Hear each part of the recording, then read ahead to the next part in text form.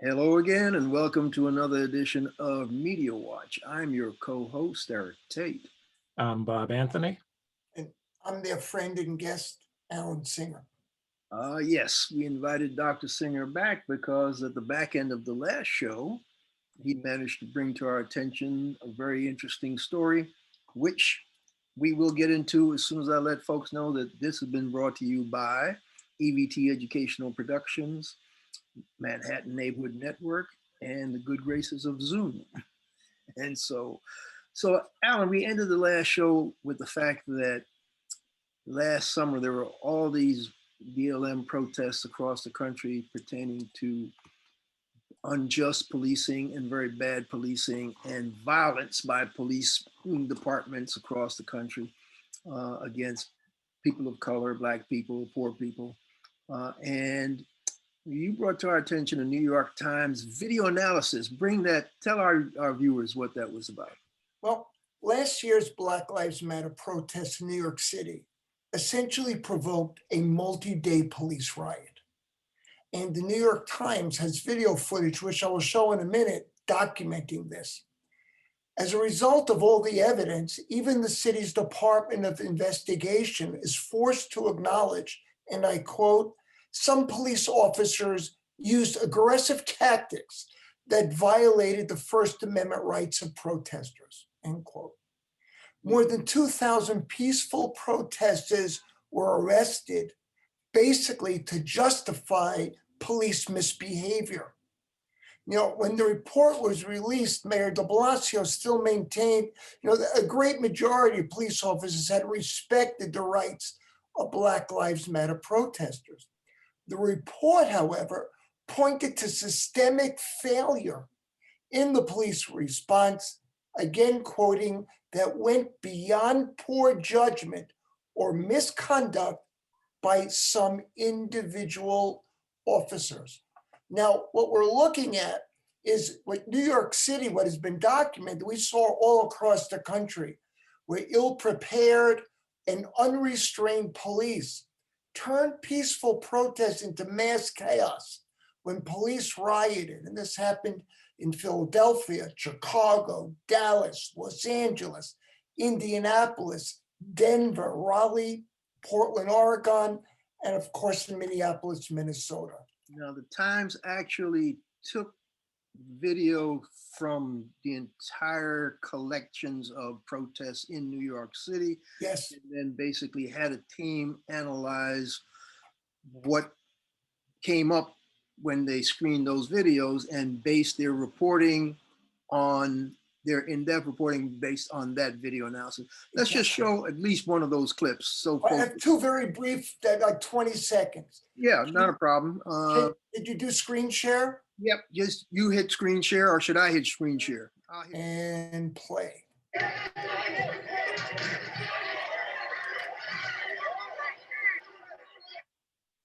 Yeah, let me just play it again. They're very short clips, but this happened at the Barclays Center. Okay. Can you full screen it? It's just pushing the people down. Alan, is there a way for you to hit that to a full screen display? I'll try. Let me play the other one. We'll see. The reason we're asking is because the video is so small. There we go. All right, play that from the beginning.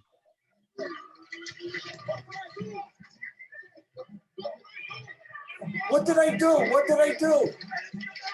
You got it done correctly. Yeah, we're seeing Yeah. full screen video now. Go back to the first clip. Hit the first clip. See if you can run that one. Okay. And then do screen share, full screen. There you go. Now play from the start.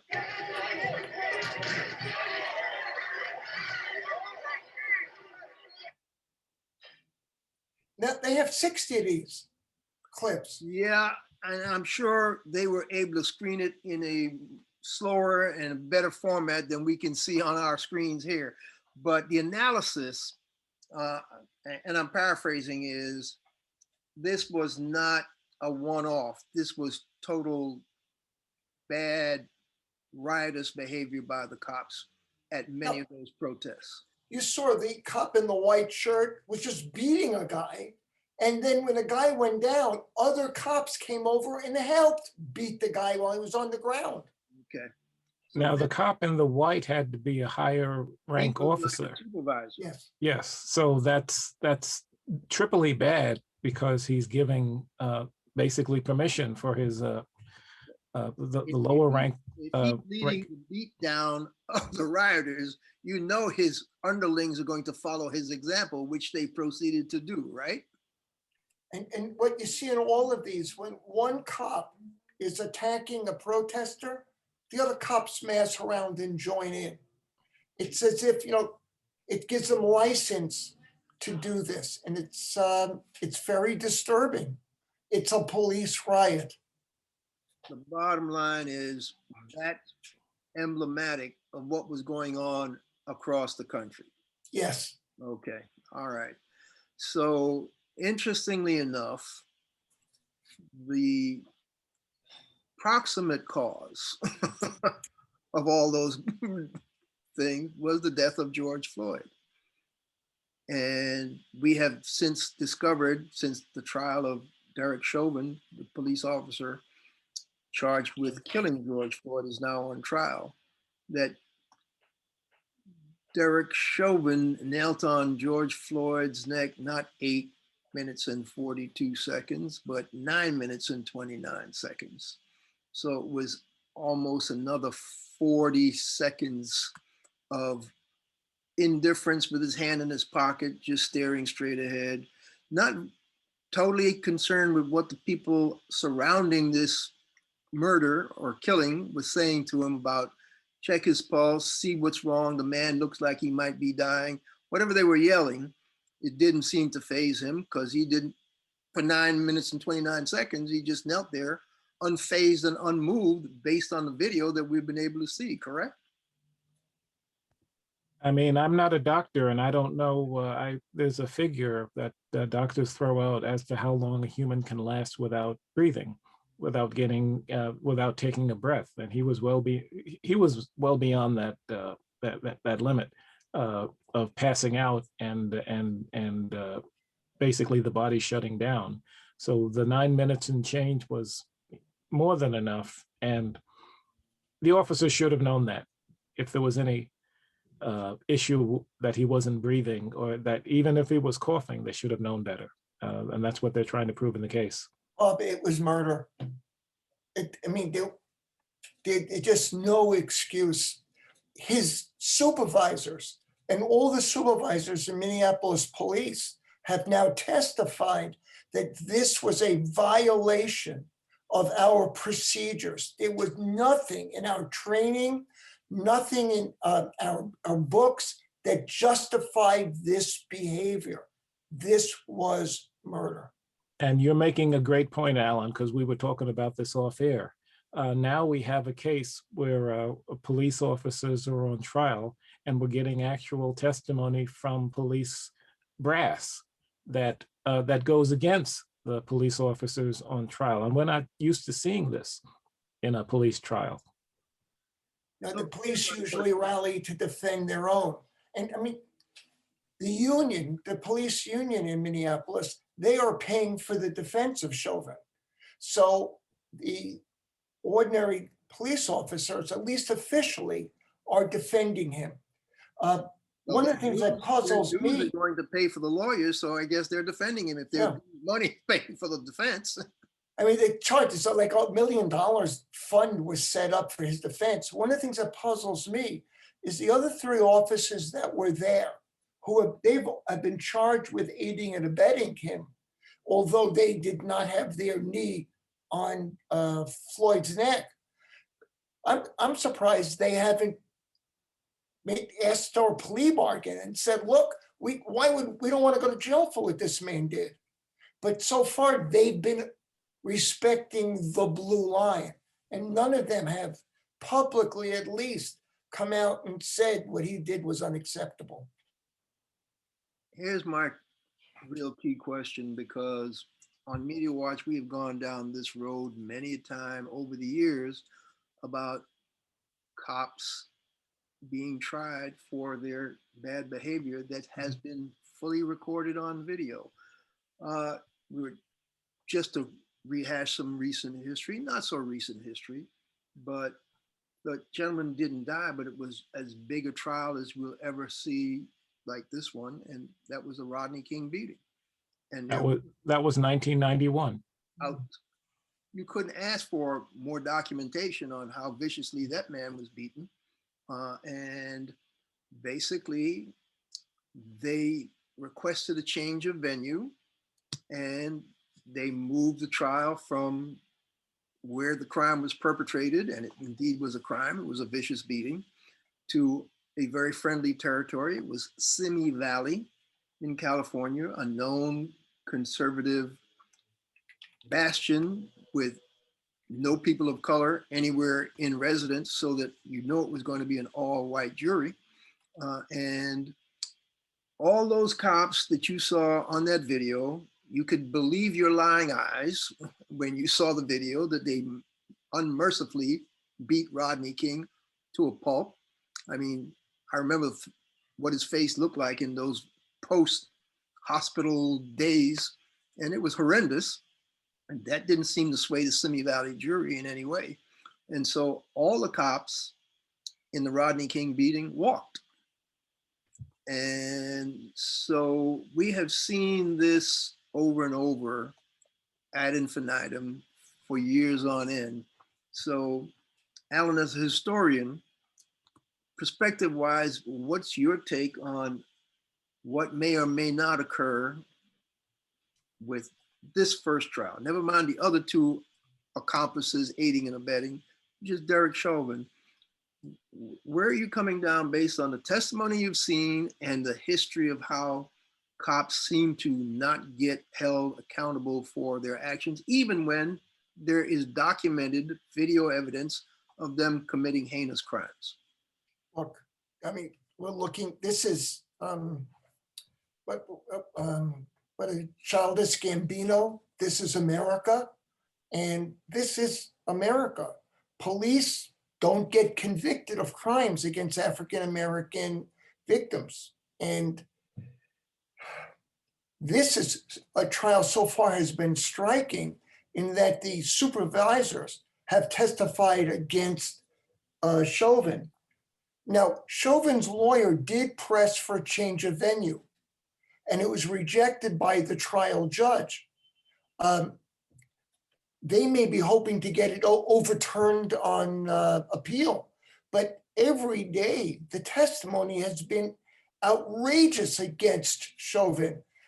Just today, his lawyer was arguing, well, you know, George Floyd had a history of drug abuse. Well, yes, he did. Did that justify murdering him? No, it did not. Well, the crowd, that inhibited police behavior. I don't, did the crowd stop you from killing him? The crowd pleaded with you to stop. So, you know, the things that have been raised in the trial don't make any sense by the defense. So I don't understand. They may just be counting on racism. I can't understand how someone could not be convicted based on this evidence. Bob, do you remember the makeup of the jury? What was it? I don't remember specifically. I believe there is at least 4 African Americans on the jury. You can correct me of that, but I know there are. There are, I believe, a couple of Hispanic folk. Yes. It's a cross section of the community. It is. It's definitely a diverse jury, completely unlike the Simi Valley all-white jury that we had in the Rodney King case, instead of what you would have gotten out of Los Angeles. So you don't have that going here. But notably in this case, first of all, it's a jury trial, and a lot of police trials are bench trials because they get better outcome out of them. We did not have the change of venue, which is a good thing. I can imagine. I mean, Minnesota is full of you know, all white counties, which it could have been moved to. So you don't have that. You don't have that functioning in this case, which is you know, in terms of the chances for conviction make it so much higher. So I think they're going to get a conviction out of this, but every time I try to guess a case like this, it comes up snake eyes. So we'll see. Now there's one Black woman on the jury, 2 multiracial women, 3 white men, 3 Black men, and 6 white women. Okay. Okay. Well, that's a diverse jury. And Alan, you were pointing out the defense positions that the crowd affected it. It was not an aggressive crowd, and you had armed officers and a non-aggressive crowd. So I don't see the I don't see the problem there. And the drug use is just something thrown in to cast doubt. Well, Bob, you understand, well, we all understand, we've seen it in the past. When your client is guilty as hell, you don't put your client on trial, you put the victim on trial. And so the nature of the defense arguments and questioning is, let's show how bad an individual George Floyd was. Let's show him as a drug abuser. Let's show him as somebody who was passing a counterfeit bill to get over. Let's show him as whatever bad person we can so we can influence this jury. I remember part of the testimony that I saw, the young man who had the $20 bill just said, I'm not even sure he knew this was a counterfeit $20 bill when he gave it to me. And man was totally regretful that he'd ever brought it to his supervisor, because as a result of that, George Floyd is dead. And so he's living with that. The young lady who did the cell phone video says she's still haunted by the fact that she could not do more to stop what happened. And so she is traumatized by this. The repercussions from this bad police behavior, 929, knee on neck, a physical lynching by knee, as some other people have said, is just something that if the outcome is not in the side of justice, as they say, the moral arc, justice bends in favor of whatever the quote is. If it doesn't bend properly on this trial, there's going to be serious repercussions, I think. But the accusation against George Floyd, are very similar to accusations that were made against Eric Garner in Staten Island. You know, he had a history of petty criminal offense, and he was not well, drug abuse. And again, police are not the judge, jury, and executioner. The job of the police is to protect the community.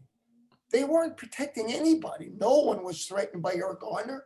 No one was threatened by George Floyd. Right. So, okay, we it's an ongoing trial. We're not gonna, Bob, you say you always guess wrong.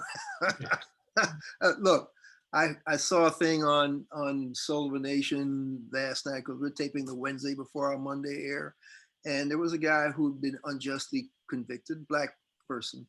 And the quote that stuck with me, which I've heard before, is people keep saying we've got a broken criminal justice system. And they have to stop saying that. The system works the way it was designed to work. Yes. That guy was convicted because the cop that arrested him said, you're Black, you're going to be tried in an all-white county with an all-white jury in front of an all-white judge. What do you think going to be the outcome of that? Conviction, conviction, conviction, conviction. So now the question is, on the flip side of that coin, we've seen in the past, white cop, Black victim. In the past, non-conviction, non-conviction, non-conviction. Maybe that broken record might get changed. But let's see how justice prevails in this entity. Because right now there's another case. Actually, I don't want to go to the Capitol rioters yet. We need to go to the other big story that not on the front burner, but probably will stay on the front burner in a recurring way, is the Georgia suppression laws that were passed and the fallout as a result. And one, Coca-Cola and Delta came out waffling when the laws got passed. and everybody jumped on Coca-Cola and Delta, and all of a sudden they got religion and came out with some statements. I know Delta's statement was unequivocal. This is not good. We don't like it. You have to change this, or we have to do something better than this. Coca-Cola wasn't quite as emphatic. And after that pushback in that 180, then the Republicans came in. So tell us about Mitch McConnell, Bob. Well, I mean, I'd rather talk about what Alan wants to talk about, which is what Major League Baseball Okay, did, tell us did about in Atlanta. that repercussion. In addition to corporate America, there's Sports America, and Sports Yes. America came out loud and clear by baseball. Yes, and the baseball commissioner pulled the All-Star game, which was planned for Atlanta, out on account of these new voting laws, anti-voting laws, I call them, Yes. in Georgia. And now Denver will have the All-Star game. And right away, Governor Kemp and other politicians in Georgia lambasted Major League Baseball for this. And I give them kudos, because baseball hasn't been swift when it comes to diversity and political awareness and things like that. The Atlanta Braves said it wasn't their decision, and they weren't quite happy with it. But the Atlanta Braves just moved their stadium from Central City, Atlanta, to a white suburb without mass transit. So that I'm not a fan of that ownership anyway. That tells you what audience the Atlanta Braves owner is trying to play for. It ain't Central City, Atlanta. Okay, right. So his statement doesn't surprise me one bit, but the rest of baseball sort of stood up and said, "Nice move, Commissioner. Glad you did that."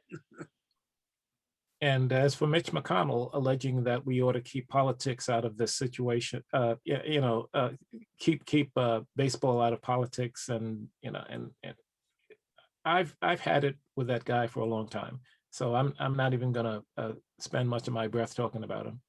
Alan, I think Mitch said something or other about corporations need to stay out of politics, something to that effect. And I believe the pushback from across the board was, well, if corporations need to stay out of politics, who funds your campaign? And then he came back with, oh, no. We actually do want corporations to keep funding campaigns. So, hey, what can I tell you? They must have jumped at the RNC when they heard that. Yeah. Give us back the money. It's okay. We'll take it back. Look, the fact that there are now over 350. Last week, 2 weeks ago, it was 250.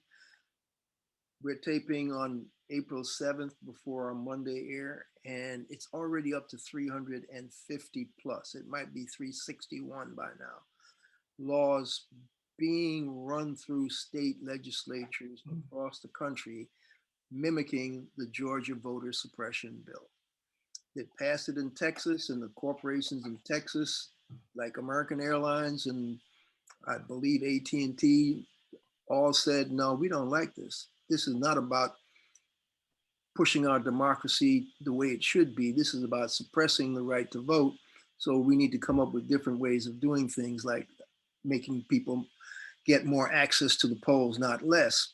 And so this is a Republican playbook as a result of losing the presidential election and losing control of the Senate. And the question is, are we as concerned citizens going to push hard to get corporate America to speak up loud and clear in all these states? Because the money's coming out of the corporate trough to these politicians. And so if you can press that button, you might be able to get folks to either roll back the crazy laws or get corporations to stop funding the people who pass the crazy laws. So that's my take on that. We also have the push on the federal level for the We the People Act, which is a proposal that the federal government put rules in place to ensure that Americans can vote. Now, I know the Republicans keep threatening a filibuster in the Senate, and the Democrats don't want to break with that. But I have to tell you, if the Democrats permit the Republicans to the vote in 2022, the Senate is going to go Republican and the House may go Republican. They need to put into place laws that protect the right of American people to vote. If this was done in another country, the United States would be screaming, that this is undemocratic. Well, only if Joe Biden is in office. If this was done in another country and Donald Trump was in office, they would not be screaming. Well, you want to know how they are able to do it. And we have about 2 minutes left. Oh, What do we got left? 2 minutes? 2 minutes. Eric, can I introduce the latest update from the Capitol takeover? Yep. Invasion. That's the plan. Yes. This is a very interesting study was posted in the Washington Post on who the rioters in the Capitol were. In a minute and a half, let's tell the folk. And Go ahead. what they have I'll bring up found the page while you talk. is that overwhelmingly they are white men, 85% white men, coming from counties where the population has shifted from being overwhelmingly white to much more diverse. These are the people I call the left behinds. They were unable to flee. And now, so their anger is because the white segregated world that they preferred no longer exists. Yeah, but Alan, it's not the downtrodden and the economically deprived. These are middle class business people, people with a fairly decent economic wherewithal. And what they're upset about is because they fear, headline, losing out on their privilege and their white power. And because they see or feel that the country is leaning towards supporting more immigrants, more people of color, they're going to be displaced and replaced. And he was tying some of these demonstrators to the Charlotte people. Jews will not replace us on that riot. The researcher took it all the way back to the Know Nothing Party in the 1840s when they were upset because they thought Catholics were coming in to replace them. It's a recurring theme. And we need to wrap. And so that's a new thing that we have to look at and dig into. It's not just poor downtrodden folk. Are we out of time? This has been Media Watch, folks. I'm Eric Tait. I'm Bob Anthony. Catch up to us on Twitter and YouTube at Media Watch EVT. And Alan Singer, their guest and friend. And thank you for having me. And folks, we'll catch you the next time. Stay safe in the time of COVID.